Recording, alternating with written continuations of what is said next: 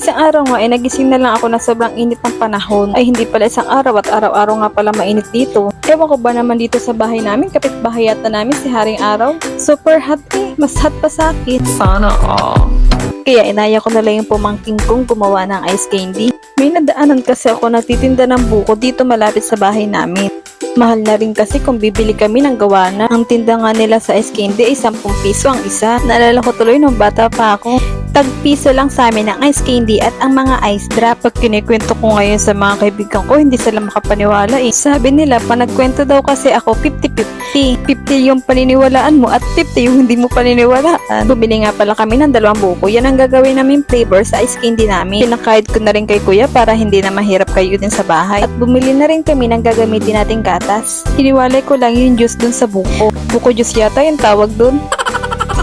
Para hindi umasim yung gagawin nating ice candy. Tinagtalang ko nga lang pala ng mga tira-tirang bao yung ating buko. Para naman hindi pumait yung ating ice candy. Pagkatapos ay hinugasan ko na rin siya pati yung ating gagamiting blender. Plano ko nga siyang i-blender para pino yung magagawa nating ice candy. Pero sabi ng kapatid ko masyado daw malaki yung mga buko natin kaya kailangan natin siyang gupit-gupitin. Baka daw hindi kayanin ng blender. Yung blender kasi natin is may toyo din. Hindi ko naman sinasabing ako yun pero parang gano'n na nga.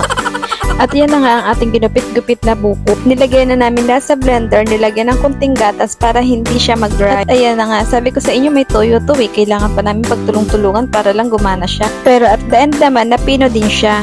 Minekos-mekos ko nga lang din pala yung buko at yung gatas dito. At dahil nga hindi namin makita yung imbudo namin, gumawa na lang kami para may magamit kami imbudo. Yung mga gamit kasi namin, pag hindi ginagamit, pakalat-kalat. Pag ginagamit namin, nagpapahanap. Binilisan na nga namin ang paggawa dito dahil ako excited at excited na rin yung pamangkin ko sa kalalabasan. Hindi ko nga lang alam kung masarap to. May toyo yung blender.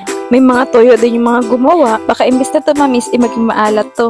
At eto na nga ang ating finished product. Kaya lang bukas pa namin makakain to kasi kailangan pa natin patigasin. Okay na sana eh, kaya lang hindi okay. Hindi namin na-check na puno pala ang freezer. So wala kaming paglalagyan. Ang ginawa namin is candy. Sabi ng kapatid ko, doon na lang daw ilagay sa rep na maliit dun sa taas. Eh ang problema, yung rep sa taas, hindi tumitigas yun. Siguro aabutin ng 25 years. Tignan nyo naman. Hindi sa pagmamayabang pero hindi pa ako sikat niyan. Dami ko ng fans.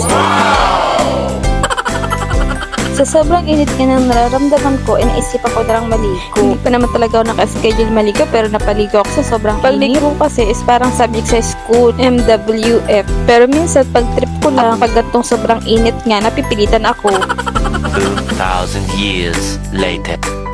Yun na nga, pagkatapos ng 2,000 years, check natin yung ginawa natin ice candy. Sabi ko sa inyo, malabang tumigas to eh. Mas malinaw pang magkabalikan kayo ng ex mo kaysa tumigas to mga ice candy dito. Mag-usap nga tayo. Ginawa ka namin para naman lumamig yung pakiramdam namin. Ang nangyari, ipinainat mo lang ulo ko.